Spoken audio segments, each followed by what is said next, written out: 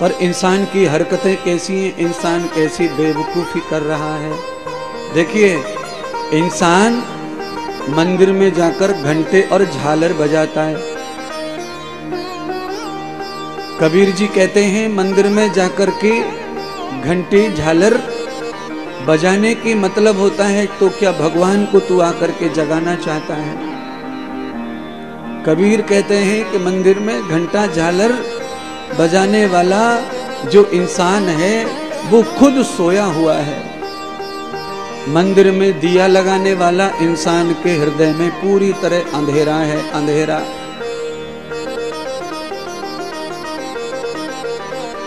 भगवान को दिया लगाने वाले के हृदय में अंधेरा है। घंटी बजाने वाले के जीवन में जागृत अवस्था नहीं है, सुसुप्त अवस्था है, वो सोया हुआ है, केवल भेड़ चाल है। लोग बजा रहे हैं तो हम भी बजाएंगे। एक नियम सा बन गया है, कहीं जाइए आप शिव जी के मंदिर में, बस वो नियम बन गया है। एक ने बजाया तो सब बजाते बजाते ही जाएंगे। मंदिर में बजाना तो चाहिए, ध्वनि करनी चाहिए, संगीत बजाना चाहिए, घंटी बजानी चाहिए, पर घंटी बजाने का केवल ये अर्थ नहीं है कि हम भगवान को जगा रहे हैं, उठा रहे हैं ना, या हम आ गए, ये संकेत कर रहे हैं।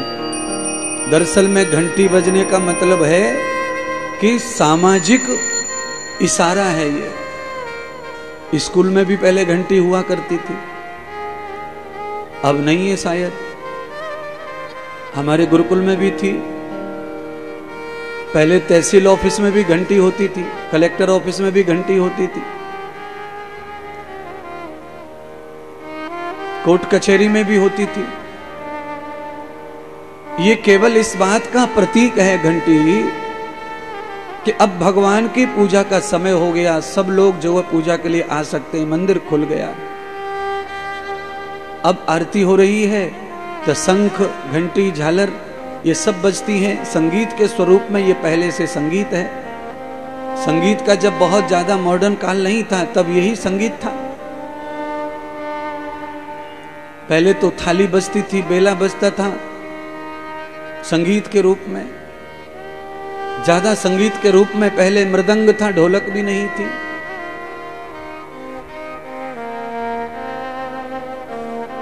तो संगीत का आविष्कार हुआ ये अलग बात है, पर मंदिर में भी जो शंख झालर बजाई जाती है वो भी संगीत का ही प्रतीक है। और उसे ये समाज को बताया जाता है कि भाई अब आ जाओ, उठो, जागृत हो जाओ। तो भगवान की घंटी बजाने का, शंख बजाने का तात्पर्य है कि तुम उठो, तुम जागो। जो तुम बजा रहे हो हाथ से घंटी, तुम दिखने में लग रहे हो कि जागे हुए हो, पर तुम सोए हुए हो।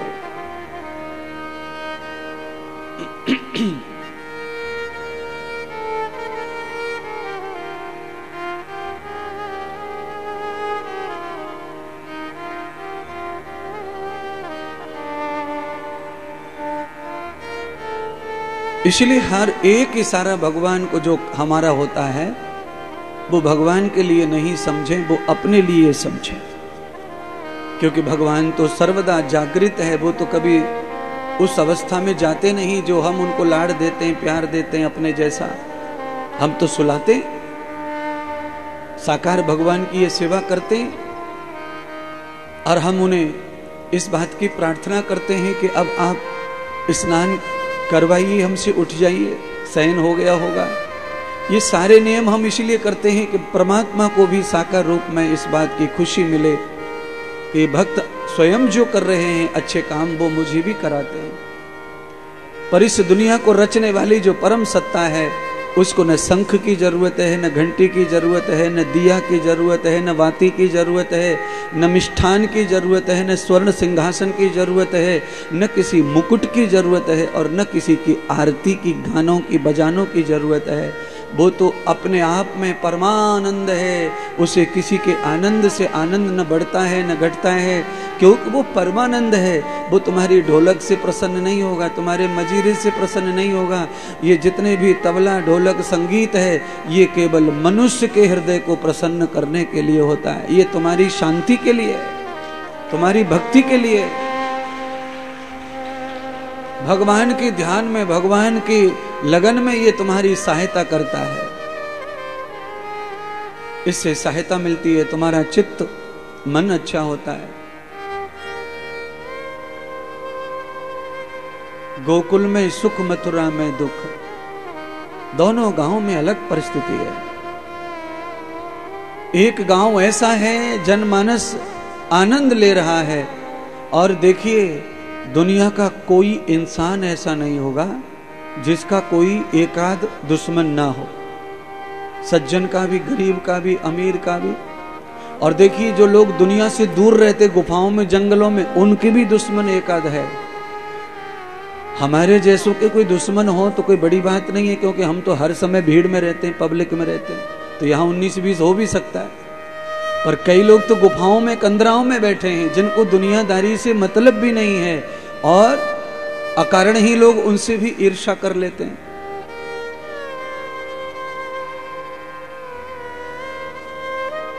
कई परिक्रमा में लोग ऐसे बैठे हैं जो महीनों से किसी पेड़ के नीचे अपना बना लिया आसन और बैठे, पर एक दिन उनको भी लोग उठा के पटकने वाले आ जाते हैं। उठो उठो उठो, भागो भागो भागो। दोबारा बैठा मिला तो ईर्ष्या, क्रोध पैदा हो जाता है। मैंने तुझे रोका था ना, कल बैठने के लिए ना बोला था ना, फिर तू यहीं बैठा। तीसरे दिन फिर और भड़क जाती है बात, यानी कि तीसरे दिन तो दुश्मन हो जाता है। और इससे लेना नहीं देना नहीं, परिक्रमा किसी की है भी नहीं, सार्वभौम है सबकी, पर उसने स्थान एक जगह बना लिया और बस किसी के चलते फिरते सुख में बाधा डाल रहा है, और अपने आप ही दुश्मनी बढ़ रही है। और वैसे तो आदमी अगर बुद्धिमान है, विवेकशील है, तो उस आदमी को साइड में छोड़ करके दूसरी थोड़ी 2 फुट दूर से भी जा सकता है, पर उसे तो जिद है, मैं तो यहीं से जाऊंगा। बस ये जो जिद है, ये सज्जन से, सज्जन व्यक्ति से भी दुश्मनी खड़ी कर लेती है, क्योंकि जिद का कोई ठिकाना नहीं है। आप किस बात पे जिद कर लें, आपकी जिद कब पूरी होगी, और आपकी जिद क्या है, और जो कुछ आपकी जिद है वो सामने वाला पूरा कर सकता है कि नहीं भी कर सकता है, केवल आप खुद ही जिद करके बैठे हैं। तो इससे क्या होगा? इससे होगा पूरी तो होगी नहीं इच्छा, तो फिर क्या होगा? मन में क्रोध आएगा, ईर्ष्या आएगी, घृणा आएगी, या स्वार्थ हो जाए कि जो कुछ भी मिले मुझे ही मिले और सृष्टि में किसी को ना मिले। केवल तुम्हारा संसार में केवल तुम्हारा भाग्य है, और तुम्हारा संसार में कुछ भी नहीं है। क्यों?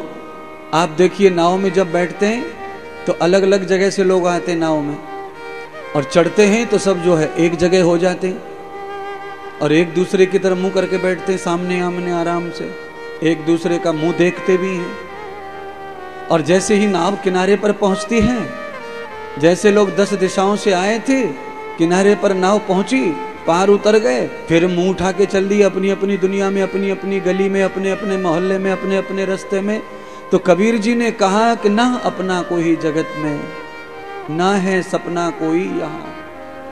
कबीर जी कहते हैं यहाँ केवल नाव की तरह है, बस यात्रा करते थोड़े समय हम एक दूसरे के हैं, पर जैसे ही किनारा आएगा फिर हम न अपने को पहचानते हैं न पराये को पहचानते हैं। ये संसार है। निर्मल जल आकाश गिरत, होता माटी धूल। आकाश में से पानी बरसता है, तो जब तक वो धरती पर मिट्टी में गिरता नहीं है तब तक वो बड़ा निर्मल होता है, और जैसे ही पानी की बूंद धरती में गिरती है, माटी में गिरती है, तो कीचड़ बन जाती है। पानी का दोष खत्म नहीं होता, पानी में दोष आ जाता है, पानी कीचड़ बन जाता है। जब से तो राख पड़ी थी, जब से रेत पड़ा था, जब से मिट्टी पड़ी थी तो बढ़िया था धरती, पानी आया तो पानी की वजह से मिट्टी कीचड़ हो गई, लोगों को आफत खड़ा कर दिया। तो कबीर जी यहां भी कहते हैं कि जीव जब सृष्टि में आता है परमात्मा के यहाँ से तो निर्मल ही आता है, पर जब वो संसार में आकर गिरता है तो वो जीव जो है कीचड़ बन जाता है। तो ये संसार ज्यादा से ज्यादा सबको कीचड़ बनाने का काम करता है। इसमें जो भी आकर गिरेगा उसे कीचड़ में लिप्त होना पड़ेगा। बाद में चाहे धोते फिरो, साफ करते फिरो, ज्ञान रूपी सूर्य से खुद को सुखा लो, हवा रूपी से आनंद से अपने को सुखा लो। ये अलग बात है कि आपको सत्संग मिले, ज्ञान मिले, गुरु मिले तो आपका कीचड़ सूखे, आपका गीलापन मोक्षर सूखे, पर ये संसार तो वही है। संसार में कबीर जी ने बड़ी बड़ी बात लिखी महाराज।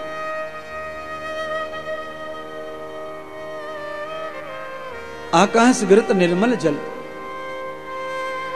मिट्टी पड़त कीचड़ हो। अब संसार के इस मरहम को जो जान ले, वो संसार में गिरे पर कीचड़ ना बने, तो वो हो सकता है, संभव है ये बात भी। क्या है फिर? स्वाति एक गुण तीन, इसका दूसरा पहलू भी कबीर जी ने बताया। तो कहा जो मिट्टी में नहीं गिरती है बूंद, और वो बूंद अगर किसी मछली के मुंह में गिर जाए डायरेक्ट तो वही बूंद निर्मल मोती बन जाती है। जो बूंद मिट्टी में गिरती है वो कीचड़ बन जाती है। जो बूंद केला के पत्ते पर गिरती वो कपूर बन जाती है। और जो बूंद काले बिसियर सांप के मुंह में गिर जाए वो विष बन जाती है। तो ऊपर से निर्मल जल मिट्टी में गिरता है तब कीचड़ बनता है, पर जो केले पर गिर गया, मछली के मुंह में गिर गया, उसका तो भैया महंगा कीमत हो जाती है, उसकी वैल्यू अधिक। अर्थात जो प्राणी संसार में आकर गिरा, संसार में आया और आकर के सदगुरु के चरणों में गिर गया तो मोती बन जाएगा। सदगुरु के सत्संग में गिर गया तो कपूर बन जाएगा। आदर्श्य पानस्य कृतम जाताम भवंत योग दुर्जन। दुर्जन भी सज्जन हो सकता है। पर एक और अर्थ करते हैं इस बात का, आपसे सवाल करेंगे फिर आप जवाब देना। अच्छा बोलो, नीम के पेड़ में रोजाना चीनी घोल करके पानी दियो जावे तो नीम मीठो है सके कि ना? टाटा कर दो। हाँ अच्छा, नहीं होगा। हाँ सही कह रहे हो, नहीं होगा। नीम की जड़ में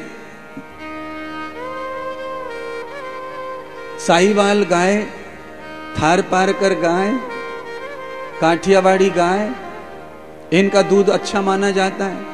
अच्छा बोलो, नीम के दूध, नीम के पानी पेड़ में जो है रोज निरंतर कच्चा दूध डाला जाए तो क्या दूध के कारण मीठा हो सकता है नीम?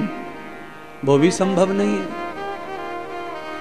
इसीलिए आप कितना भी सांप को दूध पिला लो पर वो कभी भी अमृत उगल सकता नहीं है। पेड़ नीम का कभी मीठा नहीं हो सकता, पर इसका मतलब आपके ऊपर नहीं जचेगा, आपके ऊपर ये नहीं होता है। हाँ कोई कोई दुर्जन है, जैसे रावण था, कंस था, ये ऐसे दुर्जन थे कि पूरी जिंदगी इनको अमृत पिलाया शिव जी ने, इनके महात्मा गुरुओं ने, पर इन्होंने एक बात नहीं मानी अपने गुरुओं की, अपने मन की सुनी तो पूरी जिंदगी कथामृत बरसा पर इनको कोई सुधार नहीं हुआ। तो ऐसे कुछ दुर्जन होते ही सृष्टि पर, जिनको कितना भी कथामृत पिला लो, कितना भी सोमरस पिला लो, कितने भी मीठे वचन सुना लो, पर वो दुष्ट के दुष्ट ही रहते हैं। पर कुछ लोग ऐसे हैं,